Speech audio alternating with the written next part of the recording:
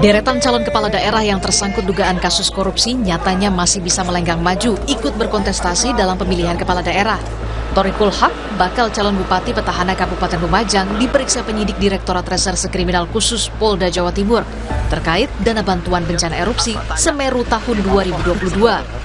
Usai diperiksa, Thoriq mengaku sudah memberikan klarifikasinya soal lembaga mana saja yang menerima dana bantuan bencana tahun 2022. Saya hanya diklarifikasi siapa saja lembaga-lembaga yang menerima bantuan, ya Basnas, kemudian Pramuka juga menerima bantuan, banyak bahkan miliaran, dan itu belum ada laporan bahkan kepada pemerintah Kabupaten Lumajang. Padahal sebelumnya, Thoriqul Haq bersama Lucita Iza Rafika resmi mendaftarkan diri ke KPU untuk mengikuti pemilihan Bupati Lumajang usai mendapatkan dukungan dari 6 partai politik. Di wilayah lain, meski berstatus sebagai tersangka kasus dugaan suap, mantan Bupati Batubara, Zahir, tetap mendaftarkan diri sebagai calon Bupati Batubara ke KPU usai didukung 4 partai politik. Padahal, Zahir merupakan tersangka kasus dugaan seleksi penerimaan pegawai pemerintah dengan perjanjian kerja atau P3K di Polda Sumatera Utara. Kini Zahir telah ditahan di Polda Sumatera Utara. Namun lagi-lagi, nyatanya KPU Sumatera Utara tetap memverifikasi berkas pencalonan Zahir Aslam Rayuda. KPU sebut pencalonan sebagai bakal calon kepala daerah belum bisa dibatalkan sebelum ada putusan inkrah dari pengadilan. Karena yang bisa pendaftaran ditolak kalau dia status hukumnya itu adalah telah terpidana. Nah, karena dia status hukumnya tersangka, itu di ketentuan KPU dia tetap bisa diterima dokumen persyaratan pendaftarannya bagi calon. Nah, itu proses tetap berjalan ya Pak? Oleh KPU KPU Batubara sesuai dengan ketentuan, ya prosesnya tetap akan dilanjutkan. Karena yang bisa membatalkannya sebagai calon kalau status hukumnya sudah terpidana. Melalui juru bicaranya, Komisi Pemberantasan Korupsi tegaskan tidak akan menunda pemeriksaan dan penindakan kasus dugaan korupsi yang melibatkan calon kepala daerah yang sudah jadi tersangka. Bagi calon kepala daerah atau calon wakil kepala daerah yang memang belum ditetapkan sebagai tersangka di KPK, maka KPK akan sebenarnya bukan menunda karena proses penyelidikan atau penyidikan itu tetap berjalan, tetapi mungkin kita akan mengambil porsi yang lain dalam penanganan perkara tersebut. Selesai kegiatan pilkada, untuk proses terhadap pihak-pihak yang terkait dengan Cakada atau calon wakil kepala daerah ini tentunya akan kita lanjutkan. Dari pimpinan, informasi sementara sudah memerintahkan struktural yang terkait untuk berkoordinasi dengan KPU terhadap pihak-pihak yang sudah ditetapkan sebagai tersangka. Jadi menginformasikan kepada KPU. Nah, nanti tinggal tergantung KPU atas informasi tersebut bagaimana mereka akan mengambil sikap. Sikap KPK ini jelas berbeda dengan Kejaksaan Agung yang menunda proses hukum yang menyeret calon kepala daerah di masa Pilkada 2024. Lantas, lembaga mana yang seharusnya menjadi rujukan? Tim Liputan, Kompas TV.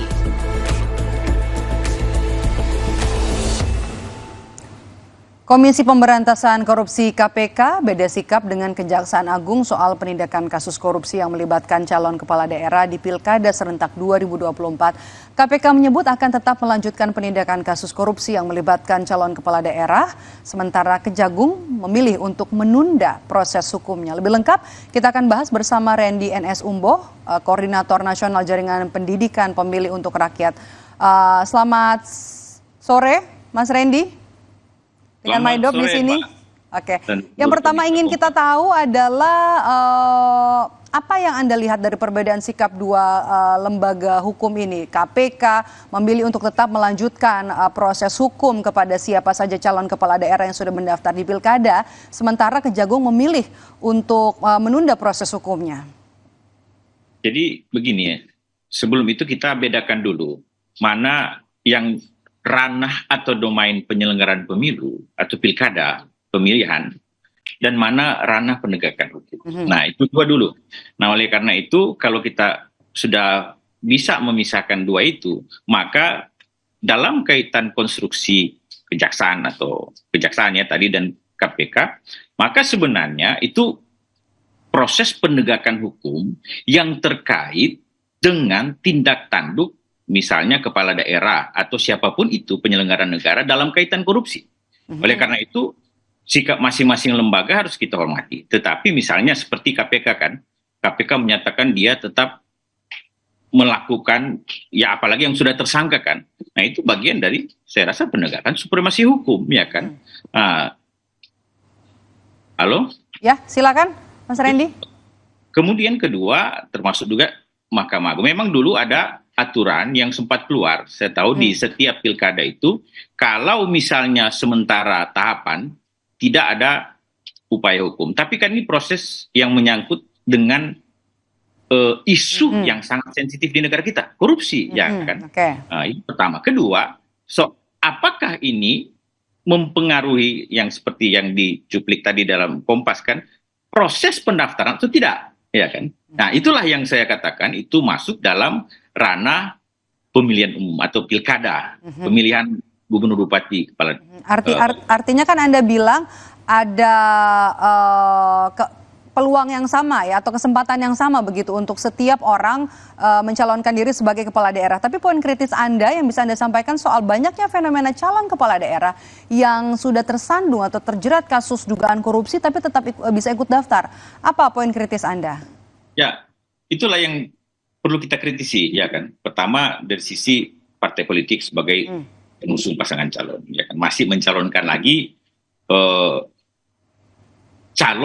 pasangan calon kepala daerah yang punya latar belakang korupsi. Kita harus tahu bahwa dulu kan soal terpidana ini itu kan dilarang oleh undang-undang. Kemudian putusan Mahkamah Konstitusi bilang boleh asal dia jeda 5 tahun, ya kan. Tapi di tahun 2015 pilkada tidak perlu jeda 5 tahun.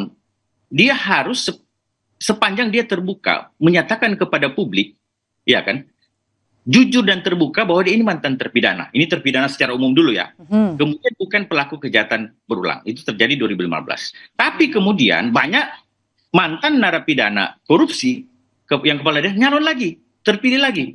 Nah, ketika terpilih lagi, ada gugatan lagi di MK Judicial Review. Dan MK memutuskan yang tadinya kan 2015 sudah nggak perlu tunggu jeda 5 tahun dalam proses asimilasi dengan publik, dengan masyarakat, dia ubah lagi pendiriannya bahwa harus tunggu dan jeda 5 tahun lagi. Kenapa? Karena banyak problem di situ. Kepala daerah yang dulunya tersangka korupsi, terpidana, masuk dalam penjara menjalani hukuman, kemudian karena pasal itu mencalonkan lagi, terpilih lagi. Tapi terpilih lagi, korupsi lagi. Ya kan?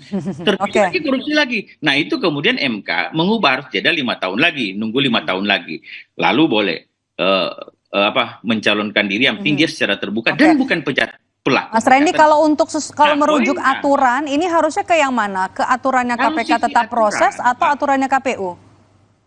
Enggak, kalau sisi aturan begini, KPU dia hanya mengikuti undang-undang. Undang-undang itu karena poin mantan terpidana ini mengikuti putusan Mahkamah Konstitusi. Betul, ada beberapa putusannya. Itu poin pertama. Tapi secara general mantan terpidana. Nah, khusus korupsi ini kan isu sensitif, ya kan? Secara hukum kan kita kenal ada culture, ada budaya kan? Tapi kadangkala ketika kami melihat dari pilkada ke pilkada, ini bukan hanya sekedar culture atau budaya hukum, tapi sudah seolah-olah dari culture becomes nature. Dari culture itu menjadi nature atau sifat alami sang mantan korupsi ini, sehingga dia korupsi lagi kan.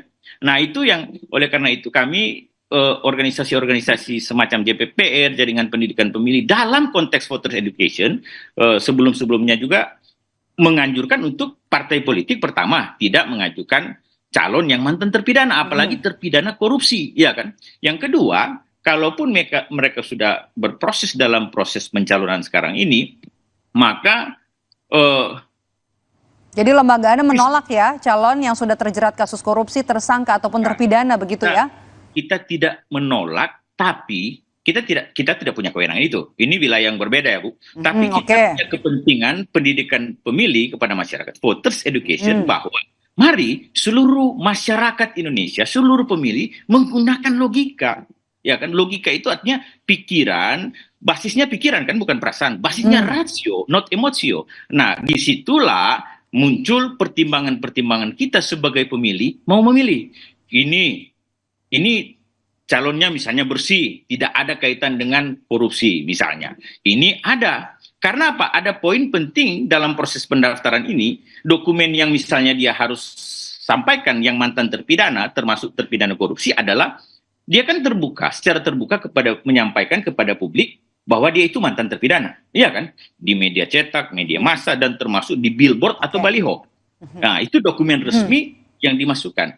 Tapi dalam konteks juga pilkada, mestinya kan bebas saja partai, pasangan calon yang siapa yang mau diusung begitu ya. Oke, kalau gitu Mas Randy, gimana nanti pemilih menyikapi soal ini, opsi pilihan calon kepala daerah yang memang ada tersandung kasus korupsi kalau memang sudah dinyatakan tersangka dan menjadi paslon maju di pilkada? Yang mestinya sekarang sementara tapi dinyatakan tersangka.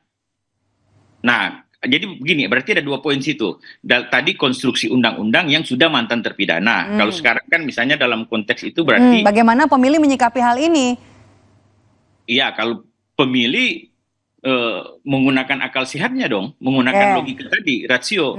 Ya, kita mendorong seluruh pemilih Indonesia dalam setiap pemilu ataupun pilkada yang sekarang kita lalui menggunakan logika yang saya sebut tadi. Nah, logika itu akan nalar supaya pemilih memilih sesuai dengan kualifikasi, kualitas rekam jejak. Nah, itu penting karena kan begini, semangat reformasi kita kan anti KKN kan, korupsi, kolusi, dan nepotisme.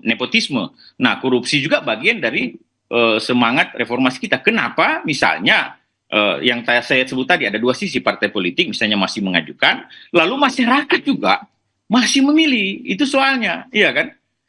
Jadi saya rasa kita perlu memperkuat civic education, kita perlu memperkuat voters education, pendidikan pemilih kepada masyarakat kita, ya kan, agar supaya pilkada ini jangan cuma jadi ajang atau sarana seremonial aja, Mbak, ya kan? Jadi Anda merasa itu adalah gong terakhir di tangan pemilih begitu ya?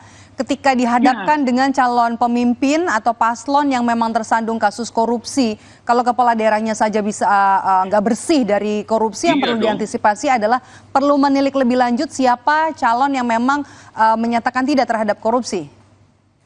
Oh iya, jadi itu semangatnya. Karena tadi ini pemilu ini yang sekarang ini makin demokratis katakanlah, tapi bisa juga disalahgunakan jadi ajang yang penting ada pemilu lah, ada demokrasi, tapi kita menghasilkan pemimpin yang justru lebih korup dari yang sebelumnya. Itu jadi pemilih yang akan menentukan, karena asas kita itu kan langsung, umum, bebas, rahasia. Pemilih JPPR dalam kaitan ini ya kita berkewajiban untuk memberikan pendidikan pemilih yang semasifnya kepada masyarakat, ya kan, untuk supaya akal sehatnya, logikanya digunakan. Begitu, Mbak. Oke. Terakhir, kalau misalnya pendapat Anda soal penolakan politisasi kasus hukum di Pilkada serentak ini, bagaimana Mas Randy? Ya, jadi kalau soal politisasi kasus hukum, ya itu memang kurang baik, ya kan. Oleh karena itu makanya yang di sisi MA itu di pilkada-pilkada sebelumnya kan, kalau sementara tahapan tidak memperkenankan memproses kasus hukum, itu memang ada suratnya. Tetapi itu politisasi kasus hukum, itu nggak bisa. Tapi kalau kasusnya misalnya sudah jadi tersangka sebelumnya, apalagi misalnya di KPK, dan KPK misalnya punya sikap untuk ini, ya itu kewenangan KPK. Tapi kalau bicara politisasi, jangan, kita nggak setuju juga politisasi hukum. Tapi kalau berdasarkan fakta, memang terjadi korupsi dan lain sebagainya, kami adalah organisasi yang tidak menginginkan pemimpin kita itu dalam latar belakang korupsi yang ya kan. Oke, terakhir singkat Mas Randy, apa menurut Anda yang harus publik atau juga pemilih tahu soal calon kepala daerah yang memang sudah menjadi tersangka atau terjerat kasus korupsi di Pilkada serentak tahun ini? Ya, yang wajib pemilih tahu adalah kalau dia mantan terpidana korupsi, ya KPU-nya kan harus menyampaikan, ya kan, yang bersangkutan dulu menyampaikan secara terbuka kepada publik, dan itu di media loh. Dan pemilih itu harus tahu. Kedua, nggak apa-apa dong dalam kampanye kan kita ada kampanye kalau melihat Amerika, ya kan, mereka serang, tapi yang diserang itu fakta. Nah, kalau seandainya tim kampanye menyerang fakta bahwa memang mantan terpidana korupsi, ya nggak apa-apa, ya kan? Itu sebagai bagian dari pendidikan pemilih. Jadi intinya pemilih Indonesia harus cerdas, harus tahu, ya kan, siapa kandidat-kandidat yang ada, pasangan-pasangan calonnya ada, terpampang dalam kertas suara, dalam baliho-baliho, dalam alat peraga kampanye di situ. Dan siapa yang yang bersih, siapa yang mantan terpidana korupsi, itu harus diketahui. Mantan terpidana umumnya diketahui. Sehingga yang diputuskan oleh pemilih itu memang berdasarkan nalar atau pikiran yang sehat. Begitu. Baik, terima kasih sudah bergabung bersama kami dan juga memberikan insight-nya Mas Randy NS Umbok selaku Koordinator Nasional Jaringan Pendidikan Pemilih untuk Rakyat. Saya selalu Mas Randy. Usai jeda saudara, kami kembali dengan informasi tahan bakal calon Bupati Batubara. Polda Sumatera Utara memastikan penangkapan Zahir tidak bermuatan politis. Informasi lebih lengkapnya sesaat lagi.